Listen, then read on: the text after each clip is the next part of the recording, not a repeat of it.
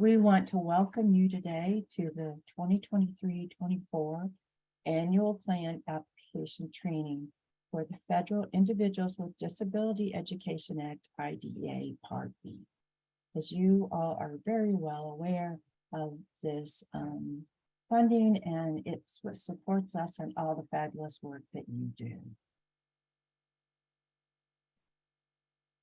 Before we get started, we are going to have a poll, and we will have a pre and a post poll. Actually, as you well know, it's a little test just to see, not necessarily how much, well, we hope how much you've learned, but more accurately is how well we're doing to getting the information across to you, and it's coming across in a way that's understandable and able to digest it. So I'm going to start the poll now.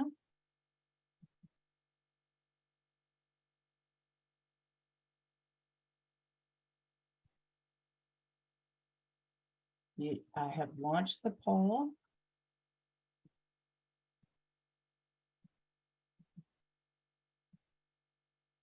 Hopefully everybody can see it in just a few minutes. We have 8 questions. At the present, we have 55 participants.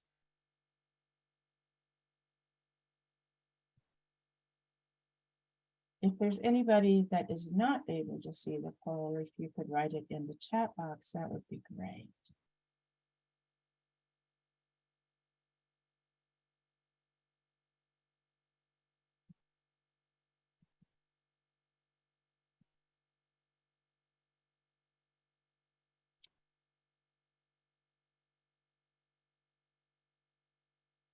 I don't see any responses yet.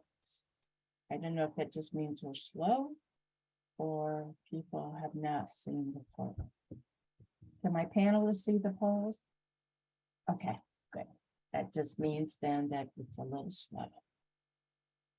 So now we have 57 participants.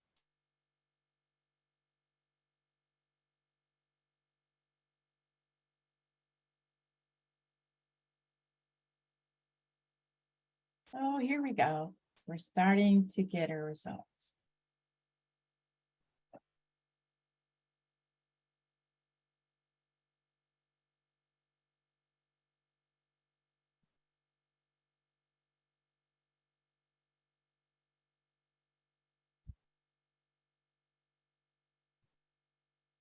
I love it when they start coming in and all the lines start moving. You never know where they're going to end up.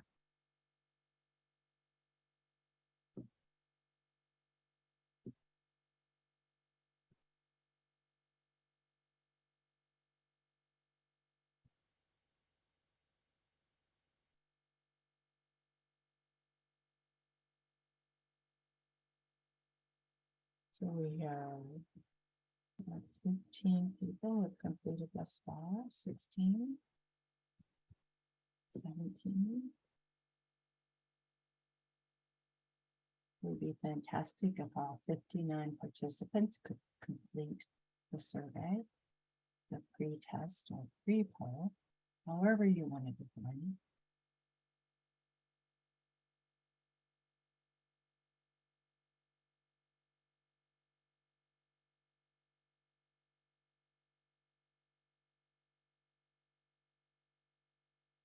Yeah, 45% of the participants have completed.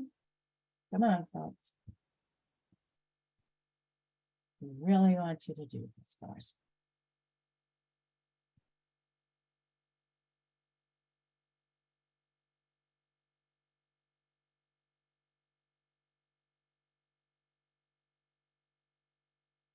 %.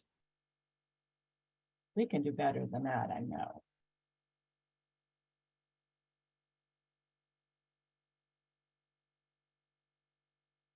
Now we have 61 participants. Of those who have just joined us, we're actually doing a pre-poll on what we know about making this application and some of the rules and regulations.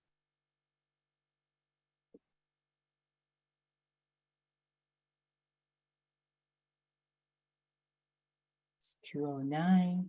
We're at 65%. Let's see if we can get to 75% at least. That would be a good number. So that means we have 41 participants of our 61. We need a few more people.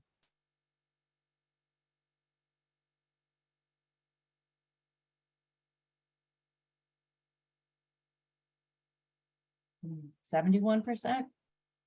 Come on, though. Come on. We got this.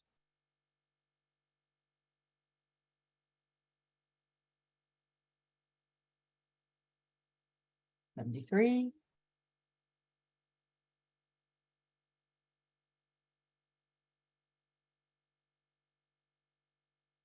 Sometimes it takes a while to read all these and digest them.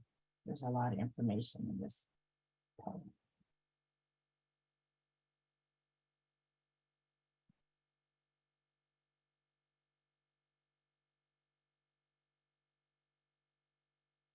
Looks like we're stuck at 73. We only need a couple more. Come on, folks.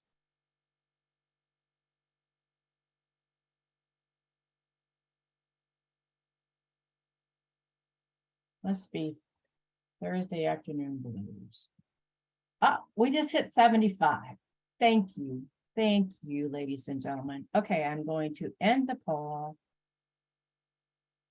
and share the results. So can everyone see the results? Okay, thank you. So as we look here, okay, the answer to number 1 is actually B, the superintendent and the school board. Now, any of my panelists jump in if I don't give correct information. You share the information with your special education advisory committee, but they do not have to sign the application or approve it or certify it in any way. Okay. We did pretty good though. Yep, 83% of our participants were actually incorrect. So that wasn't so good, was it? All right, number 2.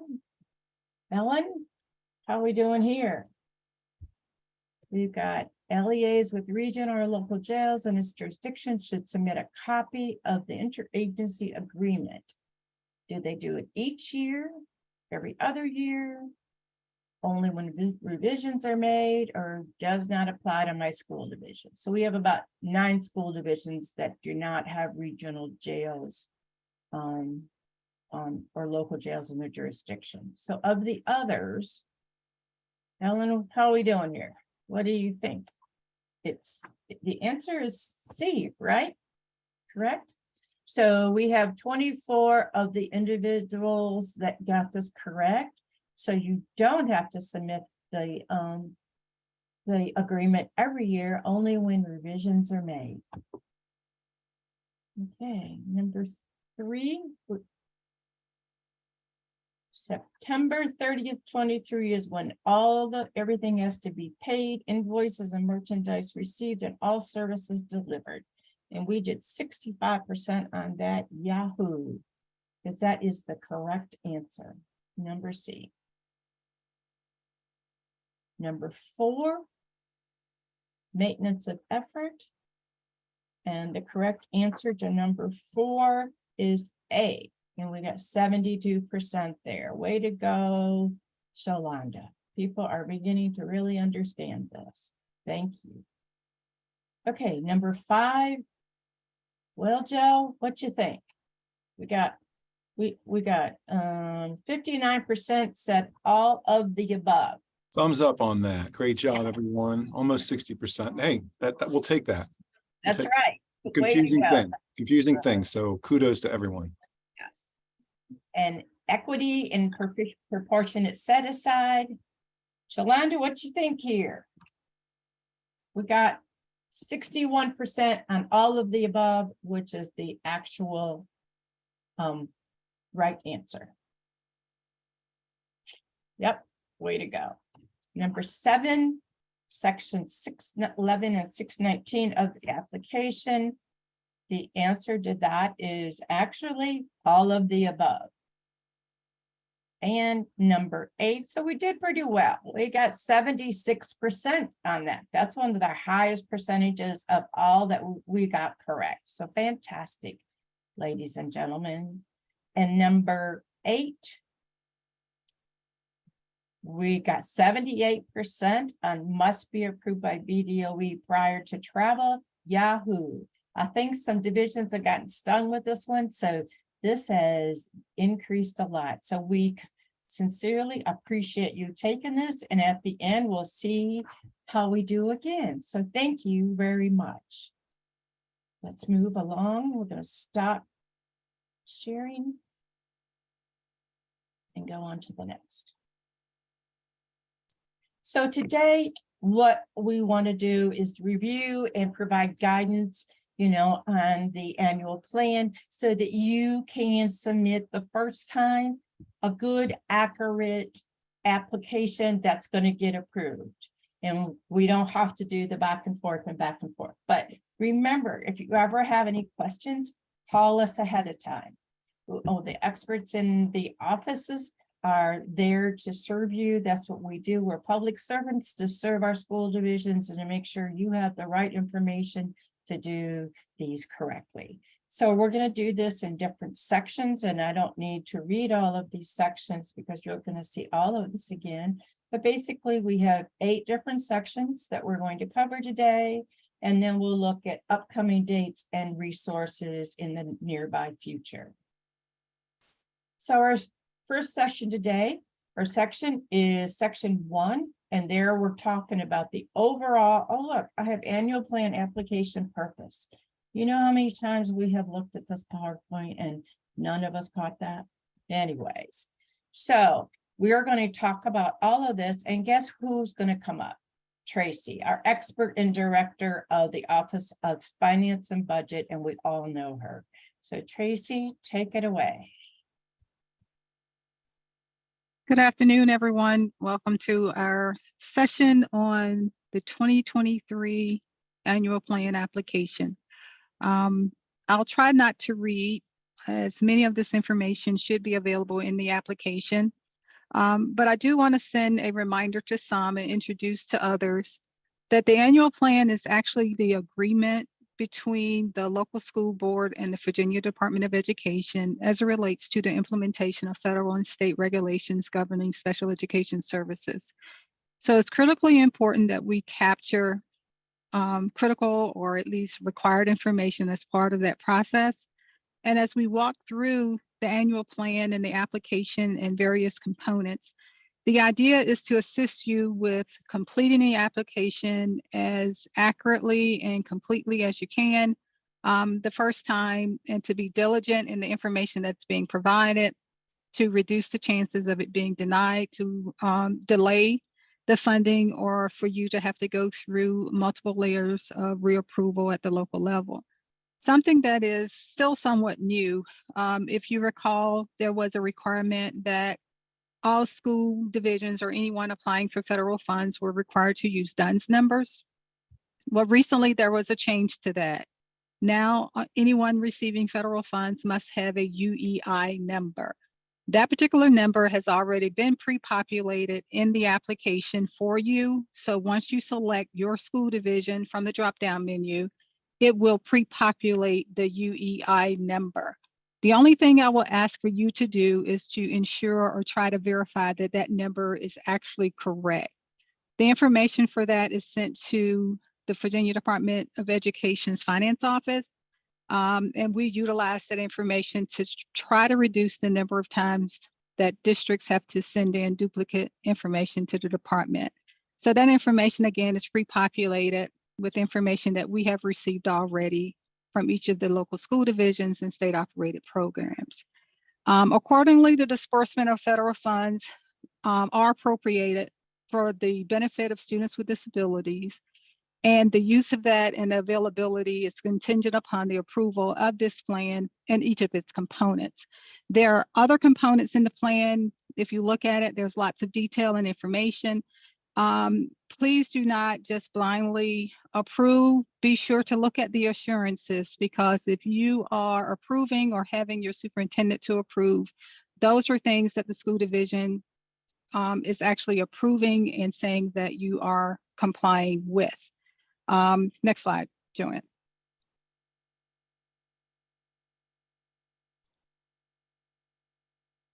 The superintendent certification, including the school board's approval date, those two levels of detail are required within the application. These are the various components. Many of them have their own slides or references within the application. Some of the items or components may not be applicable to some school divisions, but every component should be addressed within the application by at least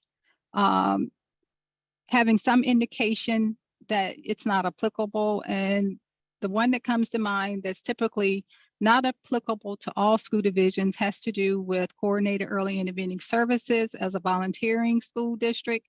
But if you're required, those divisions have already been notified, and we have provided initial trainings to any new divisions that will be impacted for the coming year. That training took place, I want to say, around September or October of 2022. If you are volunteering, this may be something new or something that some school divisions continue to do on an ongoing basis. The proportionate set aside for parentally placed private school students, also known as equitable services, is also something that may not be required for all school divisions. However, every other component within the application is a requirement to include the implementation of last year's plan and descriptions and how funds will be used, or you anticipate using the 611 and 619 funds in the coming year. Next slide. Some key planning points. I'm not quite sure of who, I think it's starting to pre-populate in the chat, of who's actually participating today. Some of you may be special ed directors, but I'm hoping we also capture some finance individuals that may provide assistance, coordinators, and persons that work directly with the annual plan or indirectly with the plan to gain greater knowledge or understanding of this particular process. I can't implore to you enough to please read and discuss the application and its requirements, and also refer to last year's application. If you don't have access to that application, it is always available via SSWS and Omega. So if you don't have access to that, I would highly recommend that you email omega.support@doe.virginia.gov and seek access to your applications in Omega in order for you to review last year's application and be well prepared to submit your application by the May 12th due date. The applications again are due on May 12th. We do not currently have funding, or at least budgetary amounts, to provide to you for next year's application. If you've been looking at the news lately, we do have a budget that has been approved at the federal level, and it has been signed by the president. We do not have allocations for Virginia. Initial information has been communicated where there has been, or it is anticipated that there will be increased funding around IDEA. So we just don't know exactly how much that will be. Once that information becomes available, we will share preliminary information with each of the school divisions so that you can plan. Should you need a placeholder or at least a budget for next year, it's highly recommended that you use the current year's allocation as you prepare for the 2023-2024 application process. If you're on the call and you're one of our wonderful state operated programs, your application is actually due to Denise Laws. This is a slight change from what's in the application, so please take note. Denise Laws will be capturing that information. She sent out email reminders to each of the individuals or persons that we have as contact reps today that typically would submit the SOP applications to us. Another option that's available for state operated programs is to submit your application to the SPED-Finance email account. Again, those applications are due February 3rd, 2023. The reason why it's due so soon is there is a CAC committee meeting that takes place at the state level. And that is actually scheduled, I think, for March 2nd or 3rd. That information is further down in the presentation, and we'll cover that in greater detail at that time. One thing I do want to reiterate, and you will find that we communicate this frequently, is the necessity to collaborate within your school district. Collaboration with your finance team, instruction, the superintendent, leadership, down to the teachers and meeting the needs of students. When you're completing your application, the easiest thing to do is to do the same thing you've always done. The challenge is the same thing that you've always done may not be what is needed for next year's application. So if your finance team is continuing to submit to the board for approval and not having conversations with the special ed director about what's actually in the application, chances are there may be some gaps or misrepresentations between those two documents. That's why it's really important that left hand, right hand really understand and know what's happening with the budget, what positions are actually being funded, what's allowable and what's not allowable as it relates to IDEA. Next slide.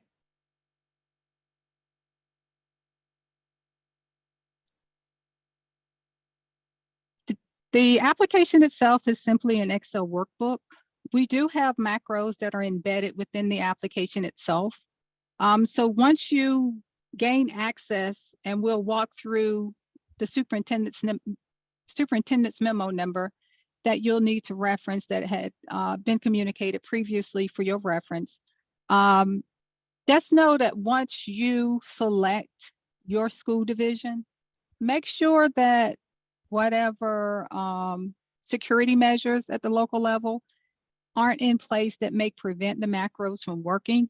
So if you select your school district and nothing happens, then chances are you may need to work with your IT person or your teams there to make a determination as to why the macros aren't working.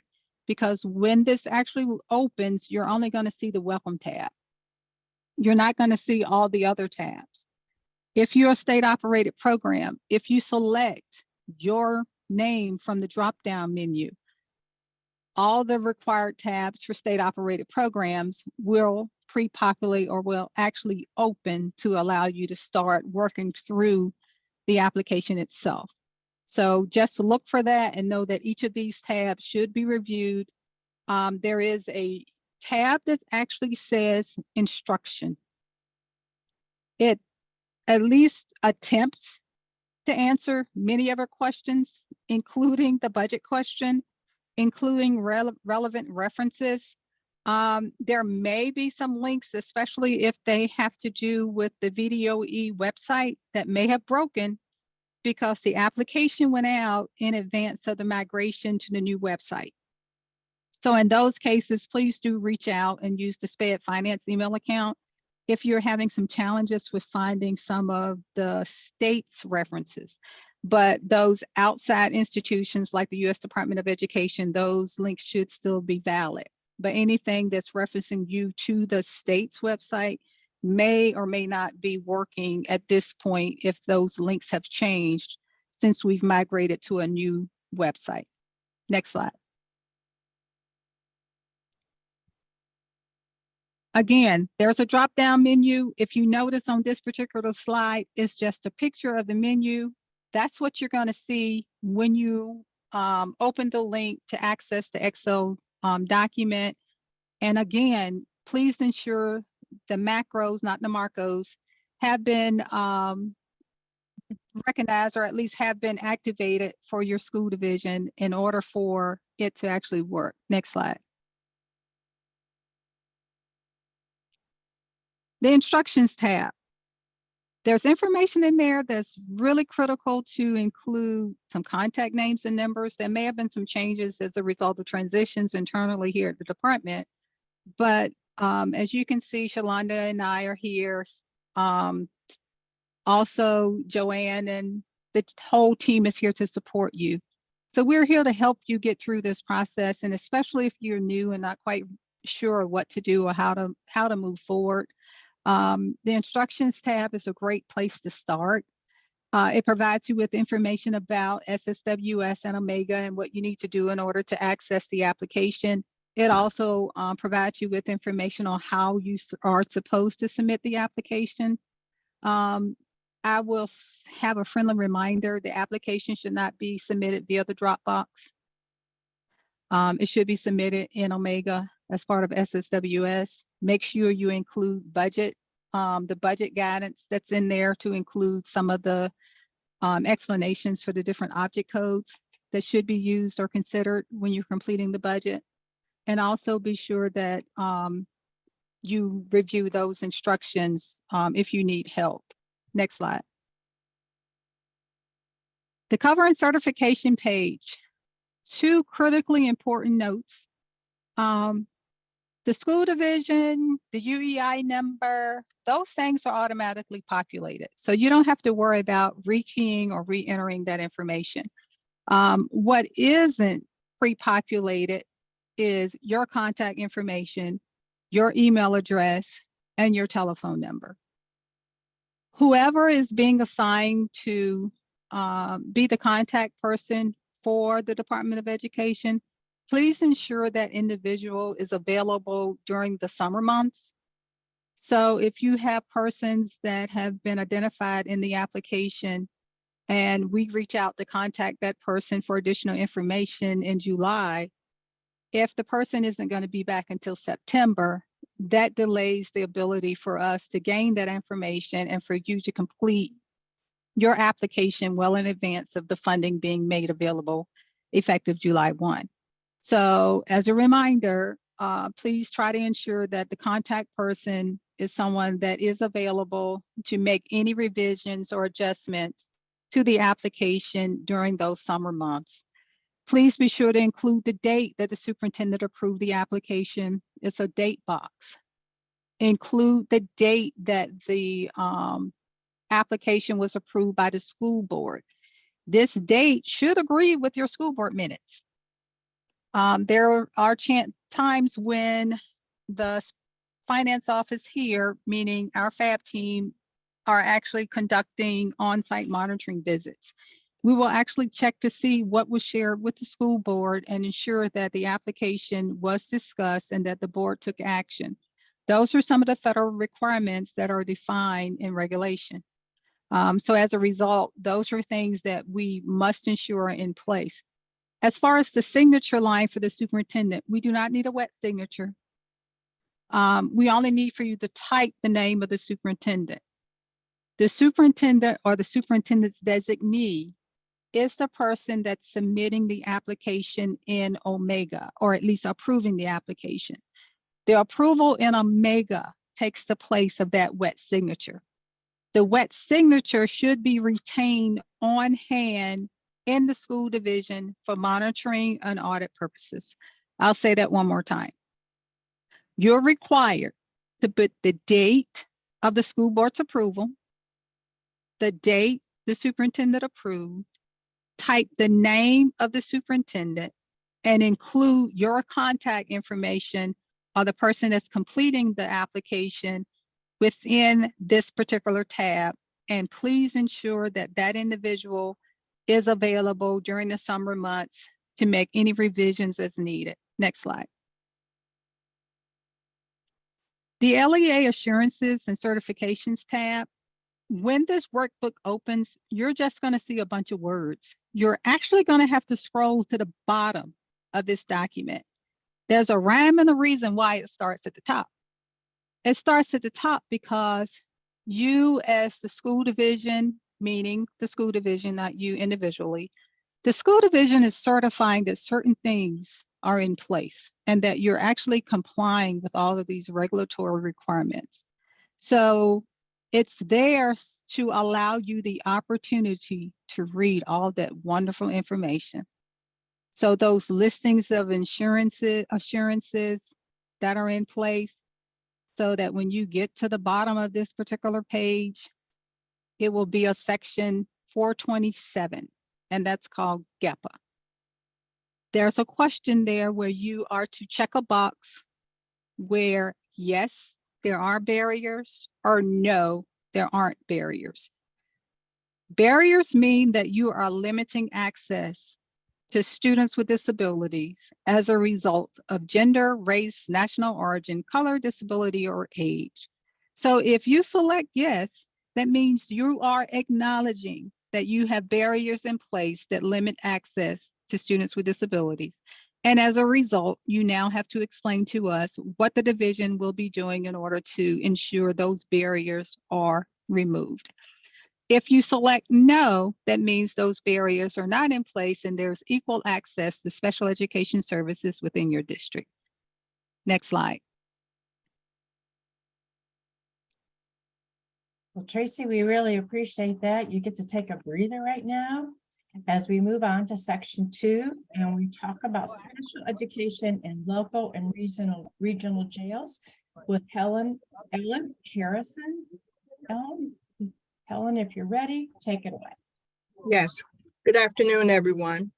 The interagency agreement must be submitted when revisions are done. When there are revisions made to the document, it must be submitted. And it could be submitted via Dropbox to me. Now, what constitutes revisions? A change in leadership at the local or regional jail, as well as a change of leadership at the school level. So we want to make sure that we have the most recent information. The other piece is, even if there hasn't been a change, and if you want to submit the document, that's fine, but not required unless there are revisions. One thing that I do want to point out and make sure that you take a look at in our guidance document, best practice for providing students services in special education, local and regional jails for the state of Virginia, pages 3 and 4, where it talks about what is a part of the interagency agreement. So we want to make sure, number one, that the document is submitted when revisions are made, or even if there aren't any revisions made. And the other piece I also need for you to remember, as our monitoring specialists go out, and they know that there is a local or regional jail in your jurisdiction, they are going to ask to see your interagency agreement. When it comes to budget, the budget specialist will also contact me and say, well, Ellen, what has that budget been like for the past 3 years? And so you want to make sure that the information is accurate and updated. So always, always, always, please do that. And here's another thing as well. There's a local or regional jail in your jurisdiction, but you're choosing not to have funding, but you still need to have an interagency agreement with that local or regional jail, because you said you had one on the annual plan. And what if students, and if the reason you don't have one is because you said, well, we don't serve anybody. How do you know that? Do you have procedures in place to actually check that? So we need to make sure that we're providing service. For an example, I called a school division, couldn't get any answer, nobody would respond to me. So I took it upon myself to call the local or regional jail in the jurisdiction, and they had not seen anyone from that school division. And currently I am still waiting for an interagency agreement from that district. So please, please, please, please make sure that you follow the guidance, again, as referenced on pages 3 and 4 of our document. And I'm always available for questions. So give me a call, shoot me an email, and I usually respond immediately, So thank you so much. Thank you, Ellen. We really appreciate that. And as you will know in the PowerPoint, Ellen's contact information was on the prior slide. We're going to move on to section 3, reporting on the implementation of the 21-22 plan. And I guess who's coming up? We have Tracy Coleman again. She seems to be one of the main featured stars of this production. So Tracy, it's your ball. All right, me again. Implementation narratives. Again, this is a requirement under IDEA that school divisions provide an update, and I say that in plural because this is inclusive of state-operated programs. You're required to actually provide an overview or at least some explanation on some indication that you've implemented or you are in the process of implementing the 21-22 annual plan. This is also required as part of the Code of Virginia under section 22.1-215. We've seen numerous times where school division will type a one-sentence line that provides very little to no detail. We've had instances where school divisions have left this blank. We've had instances where school divisions reference the incorrect year, where they will use last year's application and actually tell me what a wonderful job they're doing with implementing FFY 2020 grant funds.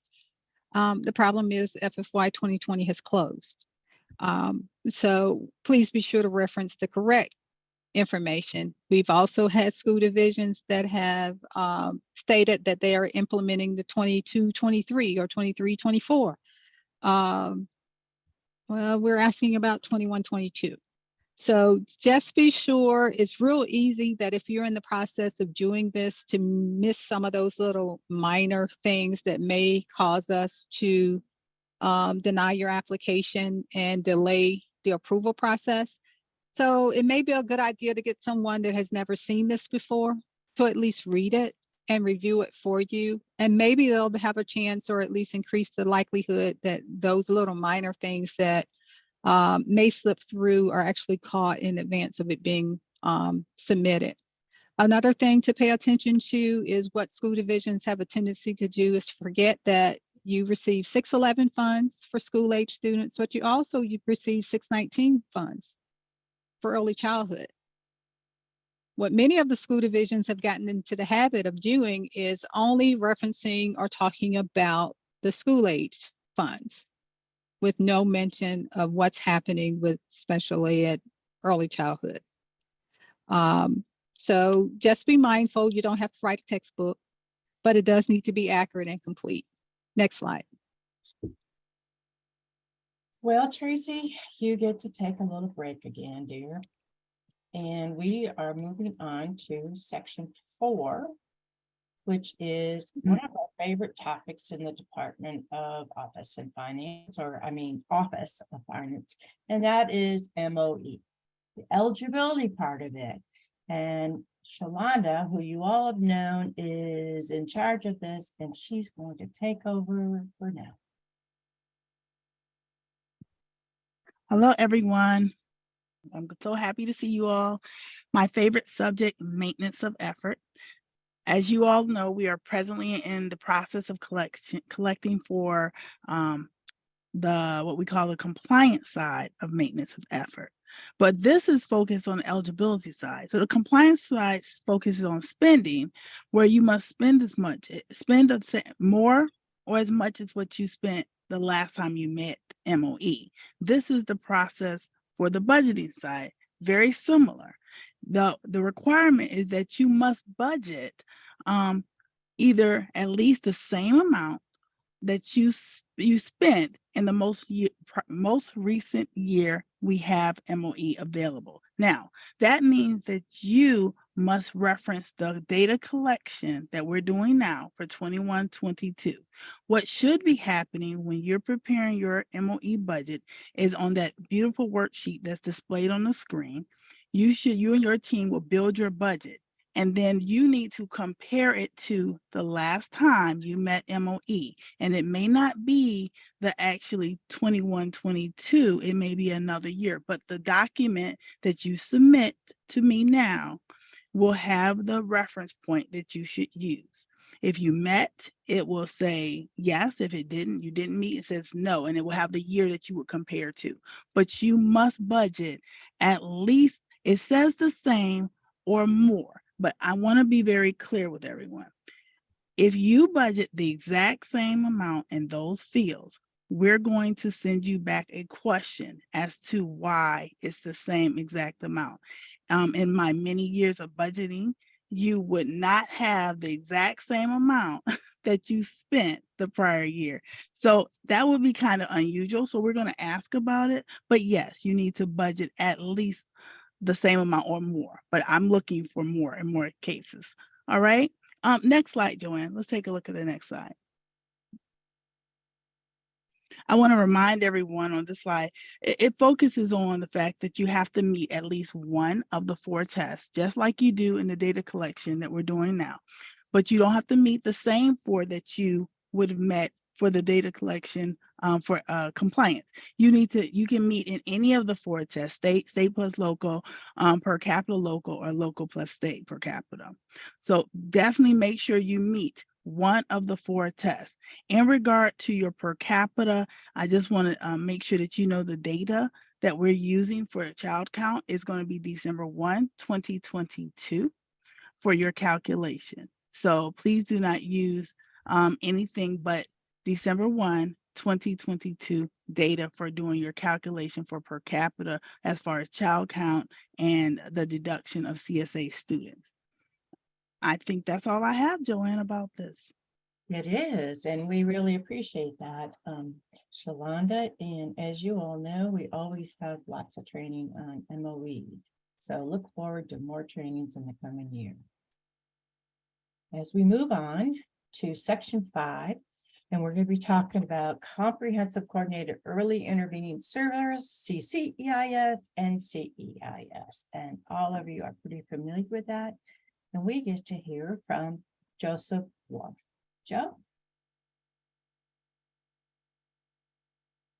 Thanks so much, Joanne. Appreciate that. I'm going to talk to you today a little bit about what this is. Comprehensive Early Intervening Services, Coordinated Early Intervening Services, kind of a sometimes confusing for the field to an already confusing kind of a protocol and process. So I hope to clarify some of that to you today. In the next few slides, I'll talk a little bit about what they are, how they can be spent, by whom they can be spent, and some other information that will hopefully help you. Now, if you're in the comprehensive early intervening services, mean you've been required to set aside specific funds, up to 15% of your funds for IDEA Part B. You know who you are, as Tracy mentioned before.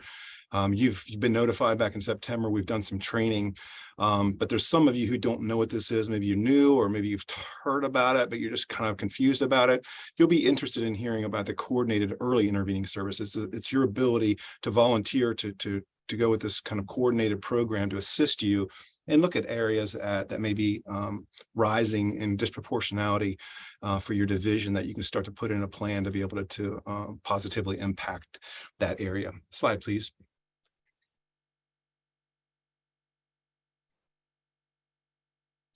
So on the state plan, you'll see the CCIS and CEIS tab. IDEA allows LEAs to kind of use up to 15% of their Part B IDEA funds for this specific services around kind of looking at disproportionality and putting in services to be able to assist the students in those areas of placement or discipline or identification. Again, if you're required to do so, you know who you are. That's comprehensive coordinated early intervening services. And if you're choosing, or you want to potentially put some of these funds aside to be able to address some areas that you've seen, that's going to be CEIS, and that's what we call voluntary. So also, so you may not know what this is, or maybe you've been a division that has been on CCIS in the past, and maybe in the last year or so, you've come off of that list. You may also want to just continue to use those services under the voluntary CEIS. We know that some of that data in the last couple of years has been a little bit wonky because of hybrid type situations and some of our students doing a lot of virtual learning. So to be able to stay on that, especially if you've been on the past, maybe something that your division wants to seriously consider on that. Go ahead, the next slide, please. So federal regulations do specify specific ways that this can be spent. Again, now, if you are a CCEIS, we've giving you some of this information. If you're going to volunteer some of this to be able to use funds, we are not going to leave you on an island. We're going to give you plenty of information. We're going to communicate constantly about how to do this adequately and how these CEIS funds may be spent, who can spend those, all the information you're going to need on reporting, relationship of CEIS to MOE, and other information to make sure that your plan is as effective as possible and is in line with the way that it can be spent, state and federal wise. So next. So on the CCEIS and CEIS tab, you're going to see this. For those of you who are required to set aside the funds, again, CCEIS, that first box, if you can get, yeah, thanks. That first box is you're going to just simply put yes in that, or no if you're not. And then if you are planning to set aside funds for voluntary CEIS, that second box at the bottom there is where you're going to put your yes for that as well. Once you put that information in there, we're going to get you plenty of information to be able to get you started in this kind of coordinated effort to be able to utilize these funds and to create a great plan for your division to be able to identify and serve your students. Next. So what are CEIS? Pay particular attention to this EI of the CEIS. That's the early intervening type services. So these services, CEIS, again, voluntary services, are provided to students that are kindergarten through 12th grade. There's particular emphasis on that early intervening, right? Kindergarten through 3, and that students who have not currently been identified as needing special education or related services. There are differences between this, between CEIS and CCEIS that you'll see.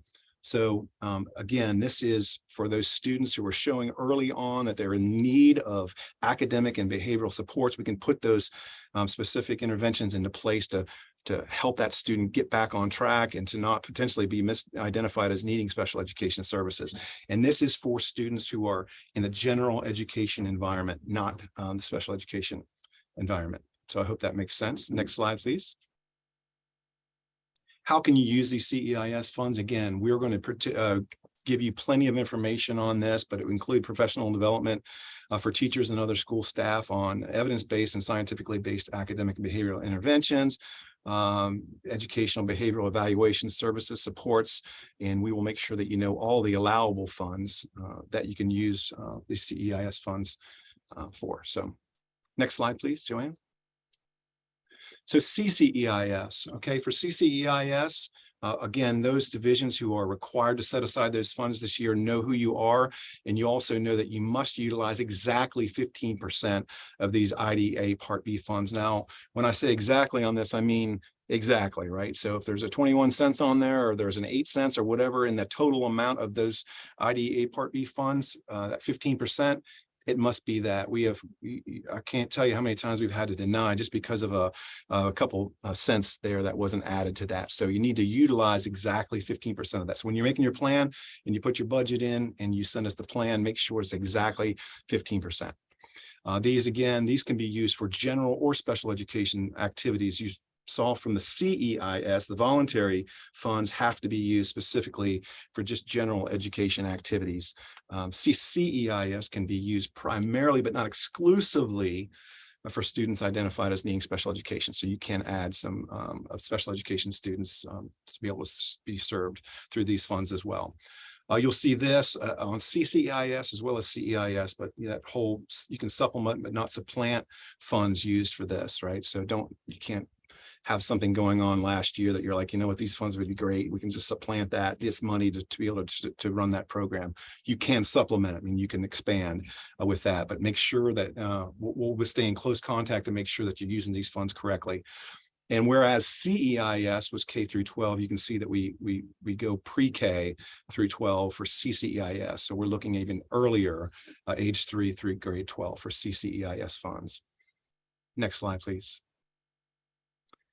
The CEIS funds, voluntary, you can use up to 15, whereas CCEIS, the required, makes you use exactly 15. The voluntary CEIS, you can use up to 15%. So if you're thinking about this, maybe you've seen some increase in some areas around discipline or something like that. You can get your feet wet on this. You can say, you know what, let's think about this. Let's go through this effort this year and use a specific amount. It doesn't have to be all the way up to exactly 15%. general education activities only. Again, there's the supplement, not supplant clause there on the third bullet. And again, we are kindergarten through 12th grade with CEIS funds. Next slide, please. Again, this is what you'll see. That top box again is where you're going to put your yes, if you've been required to set it aside. And if you're volunteering, you'll put it in the box below that. Tracy mentioned again that notifications went out for CCEIS in September. So those of you who will be jumping on next year, whether you know it now or not, you're going to be getting something in September that may show you that. So again, doing the voluntary may help you stay off of that CCEIS. So it may be something that you want to consider as a division, especially as you look at your data and you start to see some increases in some areas that is starting to, you know, paint some red flags for you. Next slide, please. So if you are marking yes in 1A or 1B, either you're required or you're voluntary, you're going to have to provide a preliminary budget. And you can see that area, yes, where the red arrow just went to. Again, that preliminary budget for your required CCEIS must be exactly 15%. And then your CEIS voluntary, your divisions that decide to do that, again, can be up to that, depending on what your work wants to be. You can do that. You'll also be required to complete a CCEIS workbook. This workbook's the same regardless of whether you're CCEIS or CEIS, which includes a great, thorough, detailed implementation plan that'll walk you through this. Excellent workbook that you're going to need to complete to be able to get the plan in effectively. Okay, next. All right, so this workbook that has been created is going to be, it's actually available as we speak, literally hot off the presses. And this is going to be due for you CCEIS required divisions to set aside this money is going to be due the same time as the actual state plan is due. And so the divisions who decide that they want to do this voluntary, we're going to send you that workbook as soon as we know that. But I would say that if you are planning to do this voluntarily, earlier the better. You can get either contact me or you can contact somebody in SPED or myself, or put this in the state plan. We're going to get you that workbook as soon as possible and start to work through that and work with your division to assist you in starting to create that plan. Again, contact me if you have any questions on that. We've also created some training modules through Canvas to support this completion of this workbook. I'm very excited about this. I mean, literally the last few days that has been completed.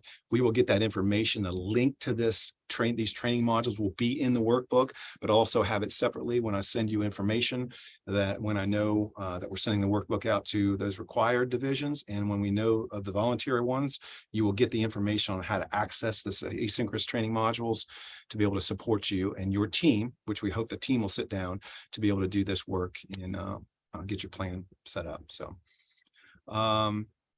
we are going to be offering some training in April for all divisions. Okay, so if you know that you want to set it aside voluntarily, but those divisions who are also putting it aside mandatory, we will have some training in April. More information to come at that. You know, as the days go by here, we'll get you information on that. Also, we'll probably be doing a later training for some of the divisions that we don't know about until the state plan is sent in, or we'll probably do something in early June for those divisions to be able to get some training in that. But we hope that you and your team will discuss this. You'll be able to look at your data and say, you know what, this is for us to do voluntarily, because we'd like to get you the workbook ASAP to get the work going so that those plans will be as effective as possible. Next slide, please. Okay. Joe, I think that you provided some very valuable information about CCEIS and CEIS, and I know that it's always a little confusion because you have it in the annual plan and then you have a more specific workbook that you have to do. So I hope that that was made pretty clear. And not only do you have another workbook, but there's two options. You have the CCEIS who have to do it, and the CEIS who can do it voluntarily. I just want to make sure too that you all notice that in the chat box, Ellen put the link for the regional and local jail administration guidance document. So please go to the chat box and copy that for your use if you need it. I believe it's also at the end of our presentation in our resource guide. And Joanne, thanks for that. The clarification. I appreciate that. It does seem, it is confusing. Again, contact me with any questions that you have. Joanne was absolutely right in that, the state plan is going to allow you to put kind of a preliminary budget in there. And again, as I mentioned before, over the last number of years, and those of you who have been doing this voluntarily for a number of years, and those of who have even been doing it for CCEIS and required to do this, know that this process has improved. We're really walking you through this to make this a very effective plan. We're not going to leave you out there, and we're going to answer all your questions and get everything that you need to be able to do this well. So thanks for that, Joanne. Sure. And I see that there are questions being put in the chat box, and we will address those at the end of the presentation. So thank you for those, and we'll go back through them. So at this point, we're going to move on to section 6, which is about equitable service and proportionate set aside. And Shalonda Lewis is in charge of that portion of the application and that collection. And so we're going to let Shalonda take it over. Hi, I'm back. Proportionate set aside. Some LEAs are responsible, are required to have a proportionate set aside, and that is an amount set aside for parentally, placed private school children with disabilities. That amount is a calculation that has been designed by the federal government, and we will have an example of that. And I also have a template that I can send you. One thing about proportionate set aside that you need to understand that it is available for the entire grant period. And if you need to use it, you need to also manage it separately from not in the total funds. You need to actually separate it and track it to keep up with those amounts for the PSA. It should not be blended in with the other amount, the entire grant amount.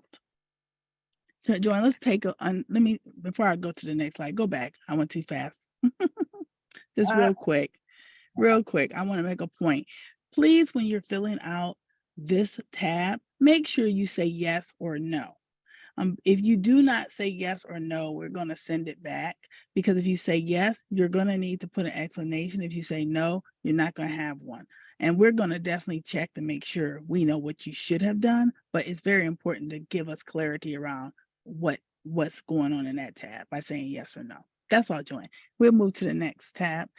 For individuals that may need help in doing an estimate, again, this is an estimate of your PSA. Please let me know. This right here is a worksheet that we use, and we can help provide it to you, those who are interested in how to calculate their PSA. All data for your PSA calculation is going to be based upon December 1, 2022 data collection. Joanne, that's all I have. Okay, and remember that this is an estimate of the dollars when you're putting in your application. And when the dollars are all in from the federal government, then that figure may change somewhat. So be aware that this is a plan only and a projection of what those set aside dollars may be. So we're going to go next to section 7, which is about completing 611 and 619 section. And Tracy will be back on stage doing both of these sections. Dawn Hendricks is the person over section B 619, but she is unable to attend today. So Tracy is going to talk about both of the sections. Tracy? Thanks, Joanne. This is kind of the meat and the crux of the application itself. Most people will pay attention to the lower half. I think this is kind of like 3 pages within this section of the workbook or within this tab. But the top section of the workbook actually pertains to a joint application. I think we're down to maybe 3 school divisions that operate a joint preschool program. And I'll talk about that a little bit more under the 619 tab. For the 611 tab, I think last year we had a school division that actually combined, that took effect July 1. I'm not aware of a school division that's actually merging this time around, effective July 1, 2023. But the purpose of this section of the application is for those school divisions to collaborate around the joint application and to identify which school divisions you are partnering with and consolidating your funds with. And one of those divisions typically serves as the fiscal agent. When we're reviewing the applications and we see that there's a joint agreement, we will compare the two applications to make a determination whether, right hand, left hand is saying basically the same. If $5,000 is allocated to school A or school division A and $5,000 for school division B, I would expect to see a line item or at least an explanation for school division A, $5,000, school division B, $5,000 for a total of $10,000. That $10,000 should then be used to enter the other information within the budget section to explain. Again, there's a 611 tab and then there's a 619 tab. Both of them are relatively identical. The only main difference is how the funds can be used. I will say that 611 funds can be used for early childhood. So the ages 5 to 21, actually, it can be used for school age, but it is also allowable to use for early childhood, which is ages 3 to 5, under the 611 tab. So we'll make that adjustment before we send out copies of the slide, of this particular slide going forward. Please be sure to complete each of the relevant requirements within the tab. I can't recall, Joanne, if there's another section that goes through the budget, but the budget and the narrative sections around the personnel and non-personnel, it's really important that you identify who you're actually funding, what positions are being funded. We don't necessarily need the names of the individuals, but we do need to have some summative information around the titles. So if you're funding, two special education directors, not two directors, but two special education teachers, would be great to have two directors, but two special education teachers at the elementary school for two FTE, which is a full-time equivalent, and what the total amounts will be. Those typically represent object codes 1,000 for salaries and 2,000 for benefits. One thing I want to reiterate, the object code 8,000 is really for inventory or equipment items that may cost $5,000 or more per item. It's not a total of anything that's over 5,000 for a combination of items. But the object code 8,000 is specifically to address any items that are costing $5,000 or more. If there are items that are costing $5,000 or more, please remember that those items must be pre-approved. Also in the narrative section, please include any information around proposed equipment or capital outlay, types of adjustments. Just be reminded that ADA compliance is quite different than IDEA compliance. So if you're putting in some capital improvements that are to address the ADA needs of your school division, just know that's not IDEA driven, and IDEA funds should not be used in order to address ADA compliant related requirements. Next slide. Well, our next slide introduces Dawn and Samantha being in charge of section 619. And as I said previously, they're not able to be with us today, but we certainly want you to have their contact. So Tracy will continue talking about section 619. For the sake of not repeating myself, for the most part, the information is still the same as 611 and 619. The primary difference is what's allowable as far as the school age students that are covered under 611. And 611 is inclusive of early childhood. It is allowable to use 611 for ages 3 to 5 in addition to ages 5 to 22. However, it is not allowable to use 619 funds for students that are above early childhood or above 5 years old. those services should be covered under either IDEA or some of your state or local funds in order to pay for those services. One thing I do want to reiterate also is the requirement for pre-approval of out-of-state or out-of-country travel. We've had way too many instances where individuals or school districts have not received pre-approval. So I can't reiterate that enough. Pre-approval is required at the federal level. So the expectation is that school divisions will follow that requirement, and that you will seek pre-approval well in advance of you making arrangements and of you finalizing at least travel arrangements for staff to travel out of state or out of country using IDEA funding. Next tab.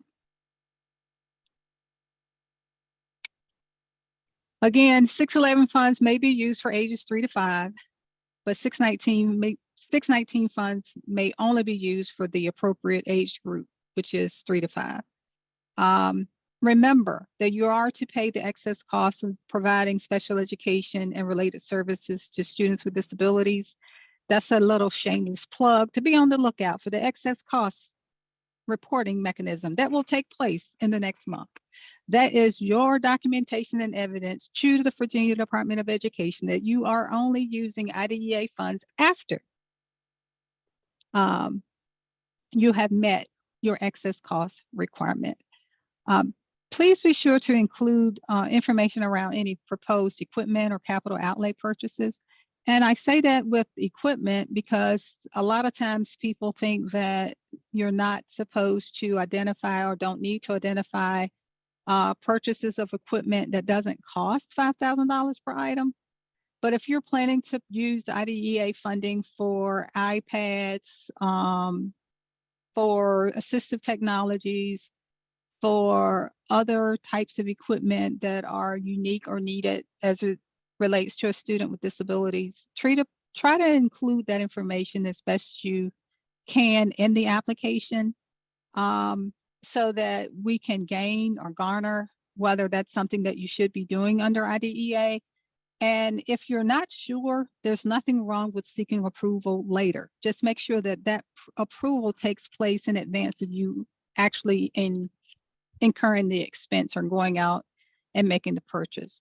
Under section F, under the instructions, please refer to that tab in order to read or to gain better knowledge around how funds should or shouldn't be used and some of the suggested uses.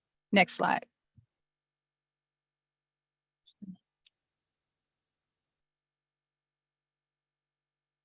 Okay, we're moving on to section 7, which talks about the school division's responsibilities, additional information about the use of funds, the submission, and frequently asked questions. And guess who's up? Tracy Coleman. She's back on. She starts us off with a lot, and she's going to end us with a lot. So Tracy, take it over, dear. Thanks, Joanne. This is kind of like a wraparound section to kind of bring us to closure. A lot of the information in this section deals with the responsibilities that each LEA and in some cases state operated programs must follow. For those that have been around for a little while, you may be familiar with OMB Circular A87. That has somewhat been replaced under uniform guidance. One thing that the U.S. Department of Ed, or at least the U.S. government, has not done, or the Office of Management and Budget, they haven't really given as much detail around how this may look. So in many cases, the A87 supplemental information around time and effort reporting, we're still following. There's a different additional guidance that we've tried to provide and include on our website for school divisions to use. We also want to ensure that you have access to uniform guidance. That's federal regulatory guidance as far as what's allowable and what's not allowable. One thing that you need to be aware of is that those purchases should be reasonable. And if you want to know the reasonable test is, will it pass muster if it ends up on the front page of the paper? Is it reasonable? It should be allocable, meaning it should be allowable for you to allocate those costs under IDEA. So if it's charged to IDEA, it should support program requirements, meaning it's supposed to support students with disabilities because that's the intended purpose for the IDEA funding. Please ensure you maintain financial and programmatic records. That's required at the state and federal regulatory or federal law level within Virginia. Also, there is a sole use. Program funds for special ed are for special ed, not general ed. If you're contemplating purchasing a curriculum, if the curriculum is for all students, well, guess what? The funding should be for or all students. So IDEA funding should not be used to purchase the curriculum that's going to be used for all students. If the items that are being purchased are unique and necessary to meet the needs of a student's IEP, by all means, use the IDEA funding. And when in doubt, seek additional information or seek guidance, and we'll be glad to support that. LEAs must, including state-operated programs, if you're using special education IDEA funding to purchase items, and we're not just talking about items that are $5,000 or more, we're talking about those things that have typically a street life. They can easily walk away. One thing that we don't want to get into the habit of is purchasing iPads, laptops, cameras, computers, those types of things, and then those things walk away year after year after year. They have a tendency to cause school divisions a great financial burden to have to replace those items. And one way to keep up with those items is to ensure that you have some type of physical inventory system and that you follow it on an annual basis. Those are the types of things that we would look for should we conduct an on-site monitoring review, even if we may conduct a desk review, because in some cases we may be implementing that going forward. Next slide.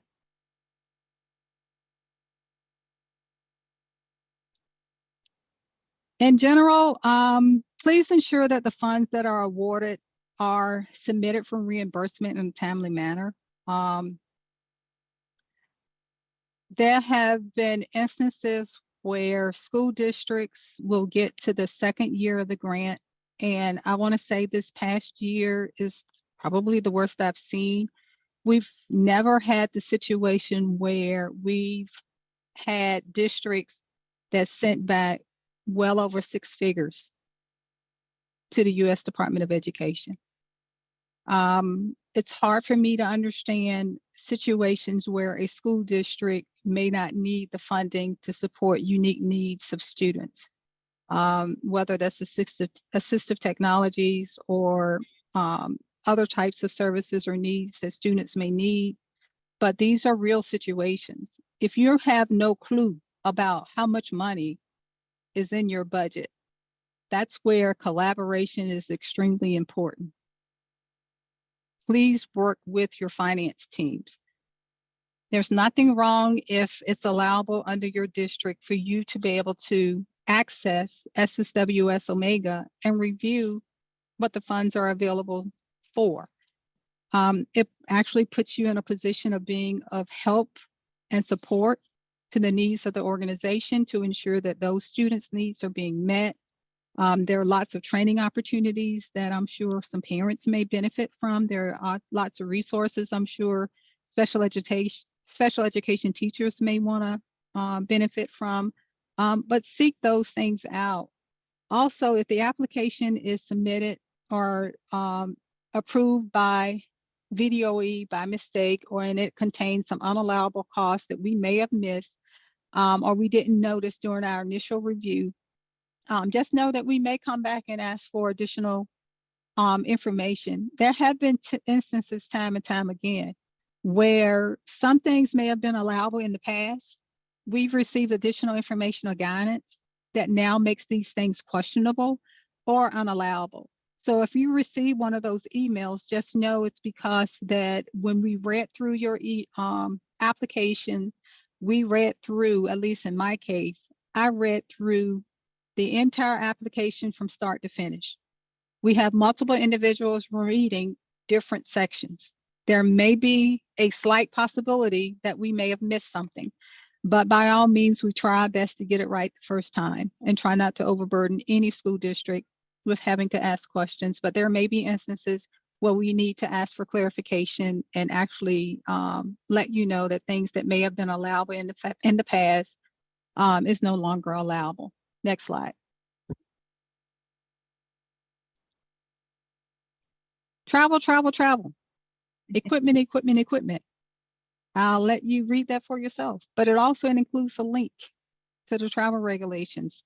It says Virginia state government. We actually follow the federal per diems, and the link should actually take you to the per diems of what's allowable for lodging and meals when individuals are traveling. Next slide. Friendly reminders before you hit that little submit button. Also, friendly reminder, just because you submit it doesn't mean it's been submitted to us. Your level 4 person must approve it first. So we've had divisions that have sworn out they submitted their application, but the superintendent never logged into Omega. And I must admit, it can be a bit confusing sometimes. The superintendents are so accustomed now to logging into the superintendent's section of SSWS for everything that they need to approve. But unfortunately, the annual plan is not one of those things that will notify your superintendent that they need to approve. So that's one of those rare occasions where you may have to actually lay hands on someone and actually friendly walk to their office if they haven't gotten to your email or their emails are loaded with other emails of things that you might want them to do, like real quick.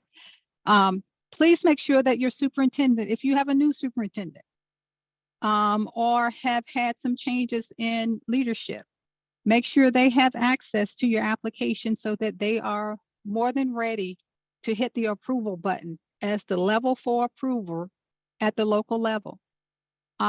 Make sure you review or at least meet with your special education advisory committee. One of the questions at the very beginning is whether the local special education advisory committee is required to approve your application. The answer to that is no, they're not required to approve it. However, you are required to share that information and review that information and seek input from your local special education advisory committee. We would look for evidence of such. So as you're doing that, make sure you have the evidence to support such. Also, you are required to submit your annual plan application to the local school board. We've had some instances where school divisions actually only did a PowerPoint. They didn't go through the mechanics of the application, so the application was never shared with the school board. If that has been your practice in the past, I would suggest that you update your practice to include having copies of your application shared with your school board for their information, since they are taking a vote on what's in that application. If you are state operated programs, please remember that those applications are due via email by February 3rd. You can submit those either to the SPED Finance email account or to Denise Laws. That information will be captured by the FAB team, and we will then have to share copies of the application to the State Special Education Advisory Committee for review. Just like the local Special Education Advisory Committee, the state does not have to seek approval from the state SEAC. Instead, we have to provide it to the State Special Education Advisory Committee for review, and the date of that meeting is on March 2nd. The meeting itself is March 2nd, but we prepare and send the information to them for their review in advance of the meeting, so that it will give them an opportunity to read the information similar to what may happen locally with your school board. We want to make sure we have given them an opportunity to review it and to seek clarification, and we're available to answer any questions they may have. The Virginia School for the Deaf and Blind is also required to submit their application to their board for approval in advance of it going to the State Special Education Advisory Committee. Again, have the superintendent to approve the application and maintain the wet signature for audit purposes locally in your files. We do not need a wet signature on your application when you submit it via SSWS. Please make sure it's submitted in SSWS in Excel format, not in PDF format. If it's submitted in PDF format, unfortunately, we will need to deny the application in order to allow you to make that adjustment. Submit the application in SSWS in Omega. Remember to have your level 4 approver to review and approve the application for final submission. Next slide. Once it's completed, the budget for the preliminary allocations will be loaded typically around July. If you have a question about the budget and do we have it, again, we don't have that information just yet. Once we receive the information, we will provide you with that preliminary data for your record. But the final allocations are actually not available from USED until July. There have been chance, or at least times in the past, where some of those funding amounts have changed in October, primarily around 6/11. But the funding for 6/19 typically is fully funded and available effective July 1. Please be sure to spend the funds in accordance with your approved application. We do compare it with your reimbursements. Submit timely reimbursements, preferably monthly. At the least, you should do is quarterly. Trying to review that level of detail and information once a year is a bit labor intensive because we have to maintain specific details within the reimbursement request. So it will likely delay your school division's ability to receive reimbursement for the expenses. One thing to also remember is if the district isn't submitting reimbursements in a timely manner, you're basically giving the U.S. Department or the U.S. government a loan. Your locality is picking up the cost of all those expenses and have not received the cash back. So it typically puts the locality at a disadvantage as it relates to having cash available that may be needed to take care of other services or needs within that community. Time and effort reports are required under IDEA or under uniform guidance. What we hear time and time again is that when we ask about time and effort reports, many school divisions have not been maintaining this information. It's required as a time certification, meaning that if persons are funded and working under the grant, they are required to certify that they are, in fact, doing services or supporting the needs that's funding their position. It is an after the fact type of requirement. So if you're saying I have a contract for a special ed teacher and that contract serves as your time and effort report, the answer to that is no. The contract serves as what the position is supposed to do, but what the certification does, it affirms that the individual in that position actually worked to support special education. Next slide.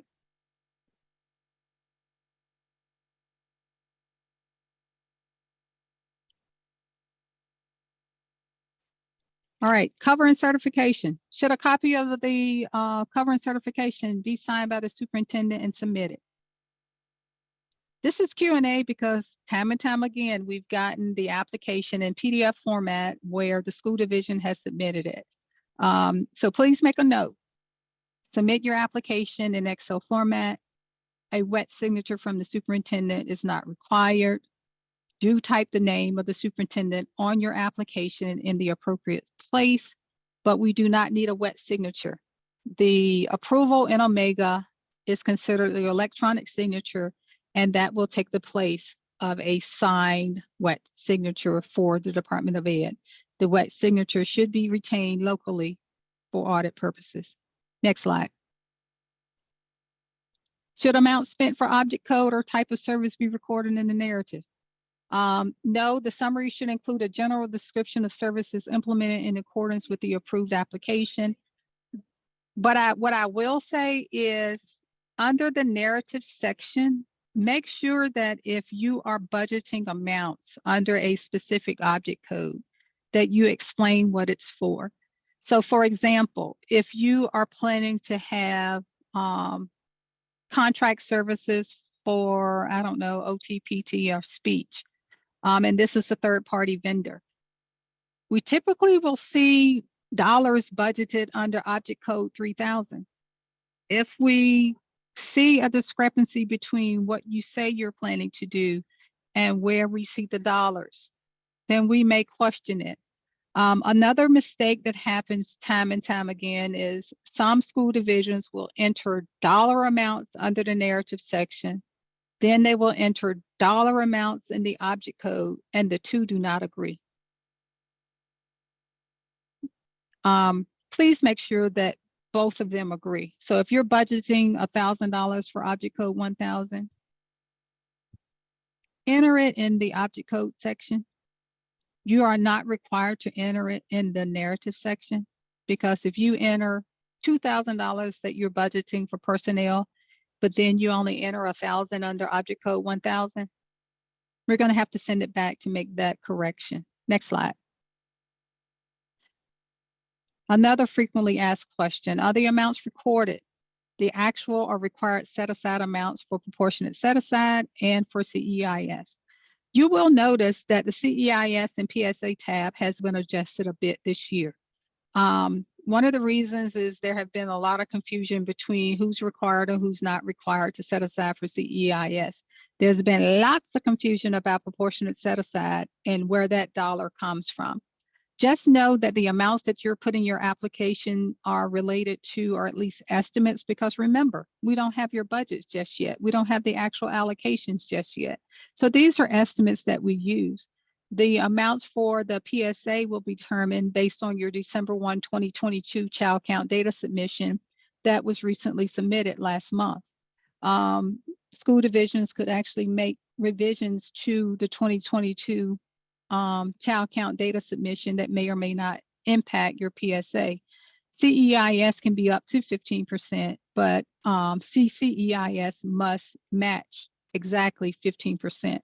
The reason why it's still in the annual plan is because it's not an additional set of pot of money. It's your same Part B, and it's just a portion of your Part B that's then being used to support CEIS or CCEIS. The budget amount and summary must be completed if you are marking a yes under CEIS or CEIS or under the proportionate set aside. Next slide. Should out-of-state travel be included? I hope by now everybody knows the answer to that is yes. We would not be reiterating this as many times as we are if that was not the case. Many times it's because the worker bees don't always understand the rules. They have different grants that they're responsible for. So collaboration, again, is critically important, so that for those of you that are participating today, please take the time to ensure that those persons that are authorizing individuals to travel also understand this particular requirement. Next slide. Are instructions for state citations and federal regulations available for users? Yes, the instructions for completing the annual plan are included under the instructions worksheet tab. Next slide. Okay, Tracy, we appreciate that. That's a whole lot of information to take in, and we're close to the end. So we're going to do our post survey now. So take a breather, folks. Relax. Take a couple of breaths as we launch the post survey.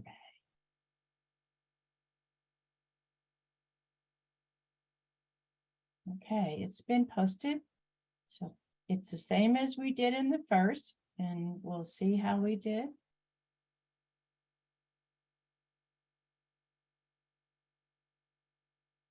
Tracy, thank you for carrying a lot of this today. We appreciate it.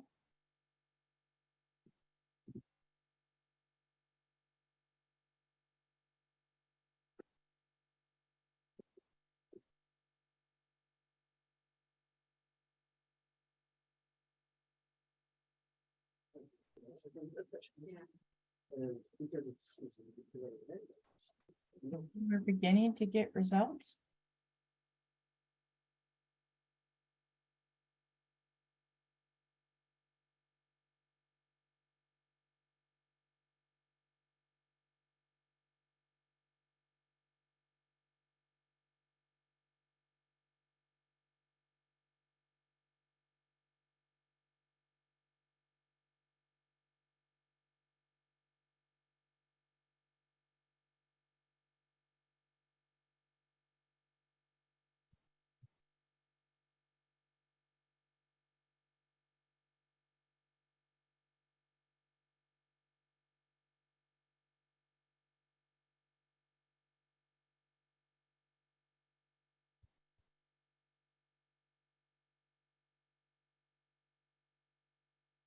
We have 50 participants on and we have 21 individuals that have completed, so it'd be great to get back up to about 75%.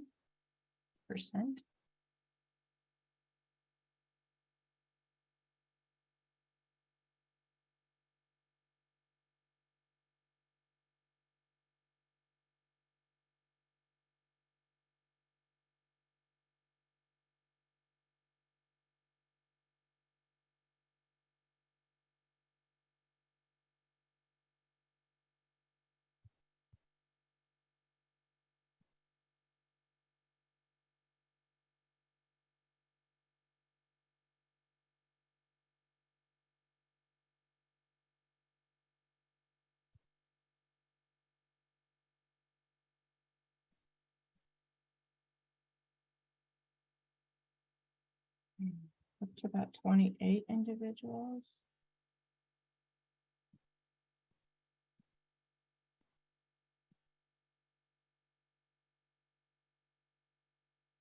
We understand that this is a lot of information to take in. That's why we try to record it and then give it out to you so that you'll have it to be able to review as you're going through this application process. It's a complicated process because there's estimations and then resulting applications and training.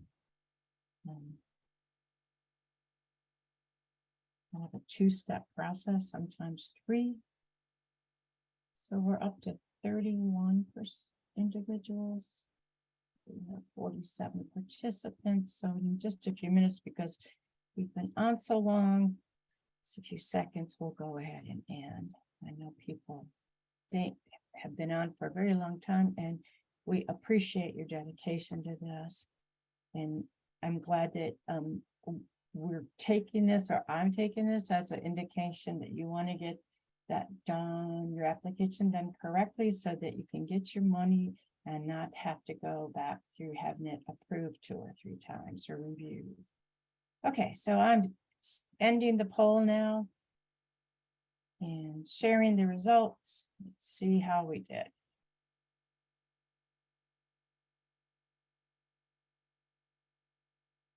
Okay.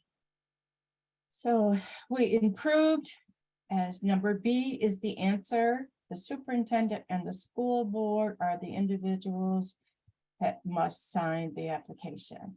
Number 2, you only need to put in that revised agreement when there are revisions for local jails and regional jails. Let me see, it's all must be spent by September 30th. Boy, 100%. You guys are rocking. I'm so glad to see that. Okay, maintenance of effort. Be sure that what was spent of local and state money is the most recent year, be more than, that's correct. You want to have at least, but it's always better to budget more because you never know what the changes are. Coming down the pike, And for CCIS, Joe, you must have did a wonderful job here. We got 97% in all of the above. Fantastic. And equitable services, pretty good too. We got 84, all the above, which is the correct answer. Tracy, you hit it again, 97% and all of the above. And boy, okay, you guys, all travel out of the country and out of the state must be pre-approved by VDOE. So if you get back and you go into China and you submit requests in, you're going to have to end up paying for it, just saying. If you go to Georgia and you didn't get pre-approval from the VDOE, you'll end up paying for it. So just be aware that all travel out of state, out of country must be pre-approved. And if I was doing that and I was in your shoes, I would get it in at least a month to 6 weeks ahead of time if possible. Okay. So thank you very much. It looks like we have a lot of increases and I really appreciate your attention.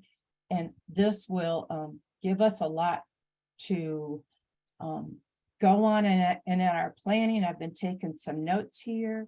So just to complete our process here with the presentation, these are some regulations and resources for you. These are links. We'll send out the PowerPoint.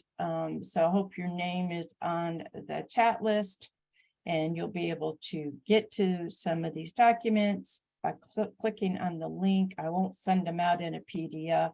I'll just send them out in a PowerPoint, which means they should be linkable. If not, just let us know. These are some things that to be thinking about. Do not submit the Excel workbook in PDF. We'll have to send it back to you. And we'll have some upcoming Q&A sessions on the 9th.